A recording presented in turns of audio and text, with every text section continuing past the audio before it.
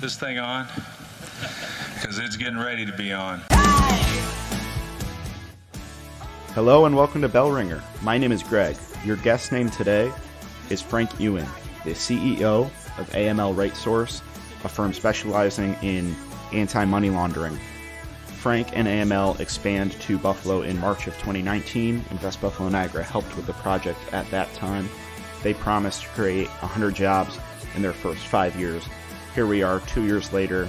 They've well surpassed that goal and are expanding yet again, now into Seneca One Tower. Thanks so much to Frank for his time and you for listening.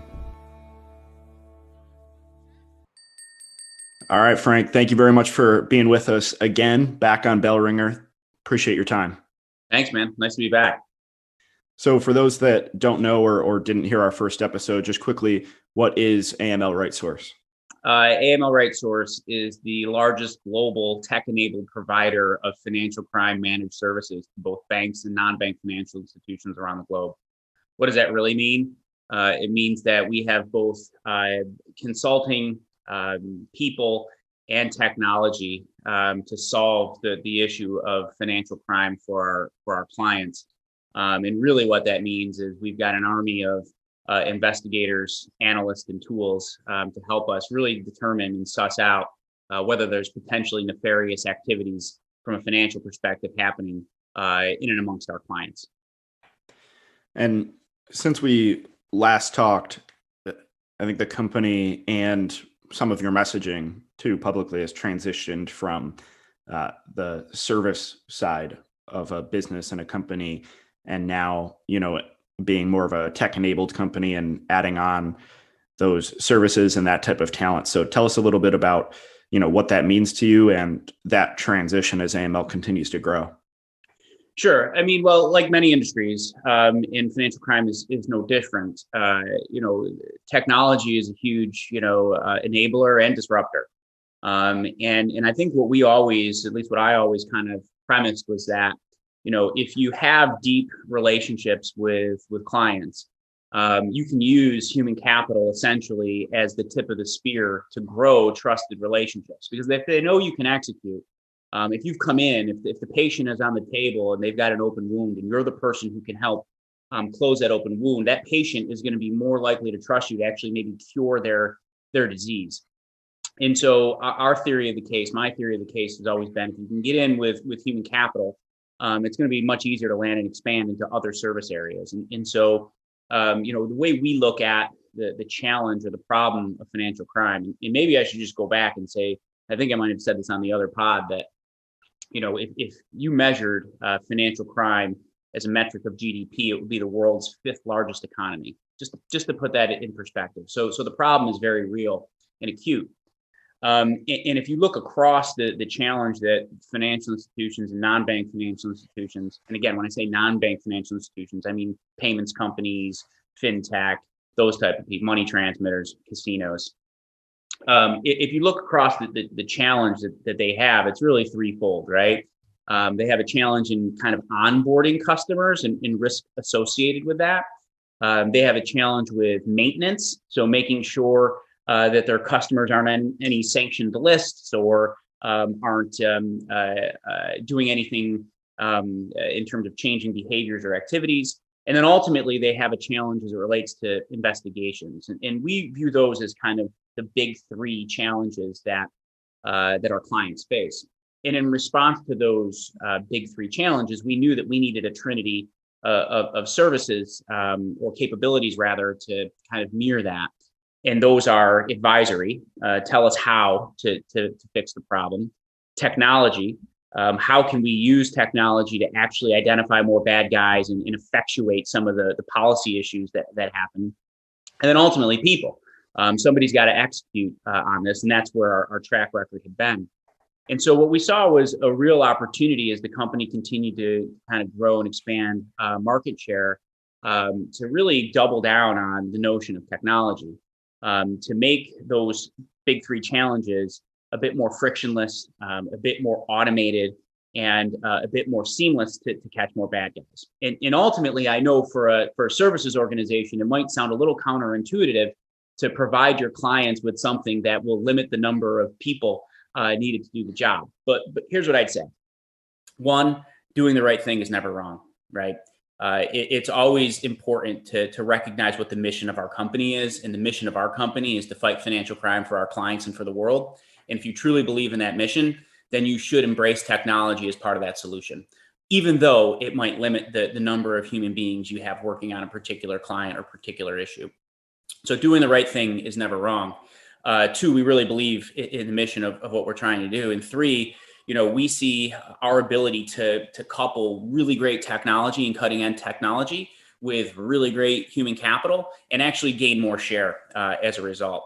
So, for our viewers, we were, kind of seeing that banks and non-banks are on this journey anyway. So why not help them? Why not beat them to it and help them fix the problem? Well, and it seems that, from at least my vantage point, it isn't limiting your human capital. You expanded here in, I think, was it March 2019 here to Buffalo? Thereabouts, yeah. Yeah. So at the time you committed, and I think everybody knew you were kind of going to blow past this, but committed to 100 jobs within your first 5 years. Tell us where you're at now, just so people understand kind of the scale at which, or, like the rapid pace at which you've scaled. Yeah, we I guess you could call it a little bit of sandbagging, but we wanted to set a bogey that we knew we felt comfortable about hitting it. So as we sit here today, we're at roughly 125 heads. We likely would have accelerated our growth in Buffalo even further, but we had run out of space, and so through some great networking with Bill Maggio, Sam Russo, I was able to get connected with Douglas Jamal, and we worked out a deal to get into Seneca One, which will expand our footprint to about 175 here in Buffalo, and we're fairly confident within the next 6 to 8 months that we'll again be at capacity at 175 people here in Western New York. Candidly, we'd like to double that, and so we're looking at opportunities to bring more technology jobs here. Through some inorganic growth that we've done, some acquisition activity that we've done over the last 6 months. There's certainly going to be a groundswell of technology jobs that we bring to Buffalo, as well as our core services offerings. But we've also hired a whole host of senior executives from the company that are now based here as well. So we still look at Buffalo as a very fertile growth ground for us, and are doubling down and hopefully tripling down on what we do. So what about the workforce or just business climate here in Buffalo? Maybe it's even those acquisitions that you kind of referred to that, led to and validated the decision to keep reinvesting in Buffalo and expand here. You have multiple other locations across the country and I think into Canada. So, why Buffalo for this continued growth once you kind of hit your max at the previous office space in Larkin to kind of continue down that path? Yeah, I mean, well, when we met the first time, I told you that, basically our theory of the case was we studied Buffalo amongst a handful of other kind of Renaissance cities, I guess I'd say. And what we found was it met all of our criteria, but it also had this kind of extra. And the extra was kind of the grittiness, the work ethic, the stick-to-itiveness that you'd love to see from a workforce and from a community. And obviously the ability for the state to get aggressive, as it relates to certain tax incentives that we've been able to live up to our end of the bargain as well. And so when we put all those things together, Buffalo really made sense as a theory. And then what we found in our workforce was that the theory came to fruition, that we have really hardworking people, that we've got access to really smart people, that amongst the entire company, our attrition rates are the lowest in Buffalo, and so why not double down here? The quality of the work has been really high. The quality of the candidates been really high. I'd say the business community and ecosystem has been more than supportive of what we're trying to do and what we're trying to build here. And when you put all those things together, I mean it's a no-brainer to continue to grow your company in a place like this. And I was talking to somebody on your HR team recently, and I know kind of when you came in, when we first talked, a lot of your kind of hiring strategies to get to the scale so quickly was, kind of targeting the colleges and universities, entry level talent and the philosophy that you can, train anybody to be an analyst, any, critical thinker. And on our first podcast, you had told a great anecdote that one of your best analysts at the time was a gender studies major, I think it was. Yep. So in talking to somebody on your team, it was kind of revealed like you were, that side of your talent pipeline was strong and that was validated kind of your theory of the case, but you were also surprised by the tech talent that you could attract here and even higher level talent, whether attracting them to Buffalo or hiring, from here. So as you kind of continue to bring on that tech side of the business, is that one of the additional reasons why, Buffalo kind of maybe surprised you in that extra that you mentioned out of the business case when comparing to Renaissance cities? Yeah, and it's not just tech. I mean, so we're very confident in our ability to scale technology jobs here, and we're going to do that. We've acquired a company called Arachnus out of the UK. That's one of the leading providers of know your customer data enrichment and watch list filtering.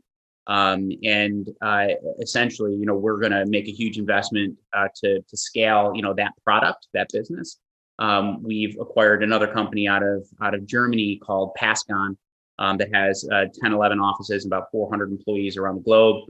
That has some interesting workflow and know your customer technology as well. Next week, we'll be announcing the acquisition of a tech-enabled third-party risk management and anti-bribery and corruption business that serves large corporate clients. That's another tech enabler. They're based in Hong Kong with offices in Vancouver, Penang, in Delhi. And then we'll be announcing, hopefully by the end of July, another technology, a US-based technology company that we're hopeful that product will expand and scale. So not just the technology jobs, we think we can do that, but what we found is a great experienced pool of talent here too. And so it's not just the entry level that we're going after in Buffalo. It's kind of what we would call maybe our senior analysts and investigators, as well as our team leads and QA, quality assurance folks. The bench is really, really deep here, and the talent pool is much wider than we had actually anticipated, which is a great, a great surprise. So it's really worked out. It makes me look kind of smart, right? Because I was, nobody really was there. People are like, oh, Buffalo, right? Oh, sure. But I kind of knew what we were going to find here, and I'm pretty proud that we pulled it off, and that Buffalo's delivered and done its part too. So you mentioned you're growing, expanding into Seneca One Tower. Obviously, I think that building means a lot to Buffalo's resurgence and renaissance, being the tallest skyscraper, in the skyline, long empty and now kind of rejuvenated with all this energy. One, what does it mean to you just as a, kind of newer company to Buffalo to be a part of that? And then two, I believe maybe in your first stint, did you work out of that building? So to kind of be back it's crazy, man. So my first job out of undergrad was 2002, and I got into this I think it was called like the North American Leadership Development Program at HSBC, based in Buffalo, but you got to travel to like London and Chicago and do a bunch of cool stuff. And my first days and first years as a like professional outside of undergrad, and I think I might even had like frosted tips back then. As scary as that is, and probably like some ill-fitted suit. And I was working, on the 24th floor of that building, and that's where everything started. That's where my professional life and career started. And so it's super humbling, to be honest, to have the opportunity to come back and build my own company in that building. And it means a lot. It really means a lot. So obviously the last 15 months of the pandemic have had a lot of challenges. I'm curious, AML specifically is all about, security and data security. So how was that transition leading through a pandemic and, work from home, remote policies? Because I know in the office, even in an office setting, that's a big concern. So how about when people kind of had to maybe go work from their living room? Yeah, what I tell you is that the company didn't miss a beat, and that's not anything I did. We have a fantastic IT and risk department led by a guy named Bill Murray, not the actual Bill Murray. He's our Bill Murray. We have really great operations folks, and really, we've grown from in 2014 we're about 30 or 40 people to nearly, I think we're over 2,000 people in 13 different countries now. But we've maintained that kind of entrepreneurial spirit. And so we take every problem and every challenge head on and aren't afraid to pivot and haven't gotten too bureaucratic. And so what it allowed us to do was kind of have really open and honest conversations with our clients, have open and honest conversations with our people, put together a roadmap and a plan. And I think within 15 business days, we had, at the time, I think we were maybe 1,300 people. We had 1,300 offices, right? Where people were working from home. And it was about sitting down and building a control environment that made sense from an IT and risk and infrastructure perspective. And while that's all happened, thankfully, we haven't had any, kind of incidences, and we have a whole host of, IT, physical and logical and audit controls to make sure that, data security and data privacy are the utmost concern.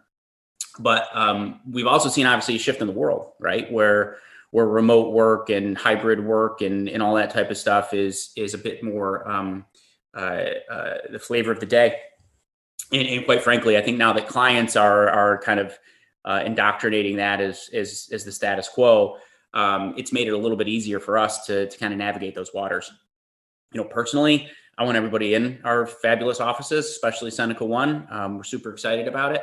But we'll be methodical, and we'll follow what our clients want. We'll follow what our people want. We'll follow what's right. But we will, start to bring people back at an appropriate time, and we're looking forward to that too. I'm looking forward to getting in your Seneca One office too. Me too. There's a wine fridge. Maybe I shouldn't say that on the podcast, but it was the one splurge. Yeah, tell me that off, Mike. I'll be there. Right. Yeah. Well, the last time you were on the podcast, we already ran you through the Blizzard round, gauntlet. So I'll spare you that from that this time. We'll just end on kind of an open-ended question. Obviously, a lot of energy here in Buffalo. You're a big believer in Buffalo and a big reason why others should believe in Buffalo because of your success. So what makes you optimistic about Western New York's future? Momentum, I look at what a guy like Douglas Jamal has meant for the city, and I look at companies like ours or Odoo or even M&T and the just the unabashed belief in what we can accomplish, and even through a pandemic, to see all the cranes and the booms still around town doing their thing. There's just this unstoppable momentum right now, and I think what you're starting to see, and maybe some of this is it's like funny because even the Bills are playing well, right? But it really feels like we're on all cylinders, and maybe that's a metaphor or for where the city's going, is that we kind of believe in our team. They're actually delivering. And I think kind of the same thing for us as a community. We believe in ourselves, we believe in our community, and we're actually seeing the results on the field now. And we're seeing economic development, and we're seeing outside money come in, which is huge. It's one thing, it's fantastic work by M&T and what they're looking to do to, the tech hub and bring 1,000 or so or more tech jobs to the area. But it's outside companies coming in and really building a huge ecosystem. You continue to see, 43 North and the other, kind of upstart companies, whether it's, a Veravend or others, started to really catch fire at the kind of the grassroots startup level. You're seeing big companies make investments, and it's exciting. And so, I think that momentum, once motion, an object in motion stays in motion type of thing. I think that's where we're at. And I don't really see it stopping. So, I do think that it's incumbent on, business owners and entrepreneurs to continue to reinvest and believe in the mission until it's done. And it's not done until it's done. So, I think while the pandemic was certainly, a bump in the night, maybe that's an understatement to call it a bump in the night. But I think it is. And I think when we look back, we're going to evaluate it and we're going to say, it was a good test of our mettle, but it didn't stop our momentum. And that's kind of the message that I would have. Great answer. We're lucky to have you and AML on our team. Thank you very much for your time. Thanks, Greg. I appreciate it, man.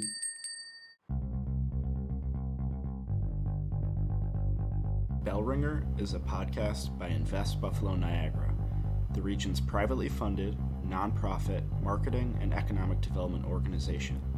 Please rate this podcast, follow our social media channels, and read our blog at buffaloniagara.org for the best of Buffalo Niagara. Come grow your business with us.